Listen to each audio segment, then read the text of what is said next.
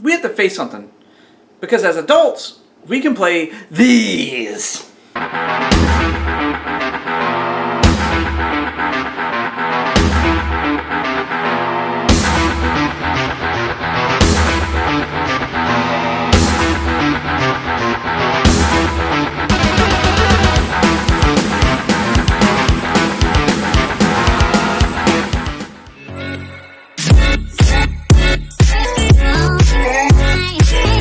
But not everyone is allowed to play these, or maybe parents want to limit what they expose their children to.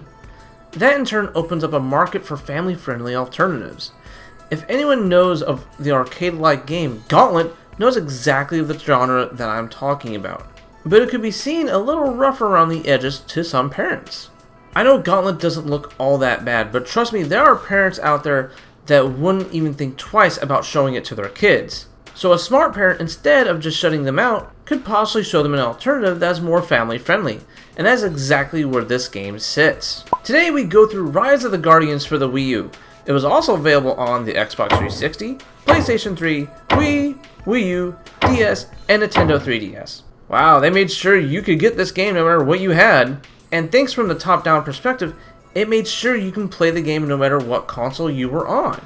The only real difference would be some textures from the more advanced consoles at the time. With top-down dungeon crawlers like this, graphics are more like the icing on the cake. They are cool, but you care more about the gameplay. Speaking of, it's pretty much again your standard top-down dungeon crawler, where you and a team of 3 others explore a dungeon-like maze to finish some kind of objective. And in this game, you kinda have 2 objectives overall. Beat enough minions to summon a portal to the boss's level, and complete side quests.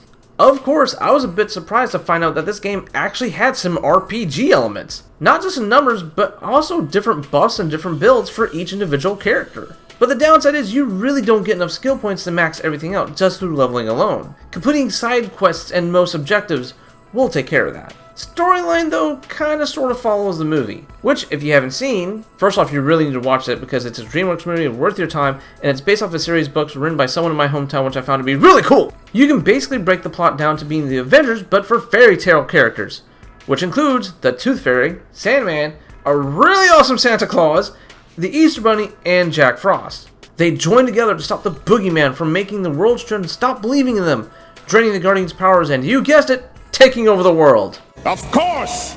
But the game does play a little bit differently.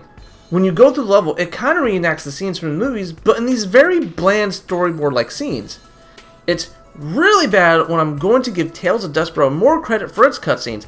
At least there's more going on. As well, they had a better opportunity with the movie already made when this came out. So you could have cheated and used cutscenes from the movie instead. But at the same time, I can see why they didn't do it. You can play any of the levels in any order, which would throw the story of the movie/book off, which I can see as the better option in this case. So what can you do in these levels outside from exploring? Well, outside from defeating minions to get to the portal, you also have rescuing friends, defending friends, getting treasure, and beat some mini-bosses. This is a fine subquest list if it wasn't literally the same in each level, with no variation. Which it can be good for shorter playtimes, but not good for the overall game. Seeing that you don't need to beat each level to finish the game, you can roughly complete 4 out of the 5 worlds to get to the final boss, leaving what you left out amongst the side quests for post-game material. When you defeat enemies, they do drop crystals. These can be spent to unlock different buffs on characters, or even screenshots or art galleries of the game. I always love behind the scenes stuff like this, so it always gets a bonus point every time they do include it. It's not really needed, but it's cool to see. And these are either from the main game or the movie itself, giving you a little bit more playability and even completionism to it as a whole. Rise of the Guardians shines best as short chunks for younger family members. There's definitely much better out there, but for the $5 price point as it is right now, I see no harm in picking it up for the youngins.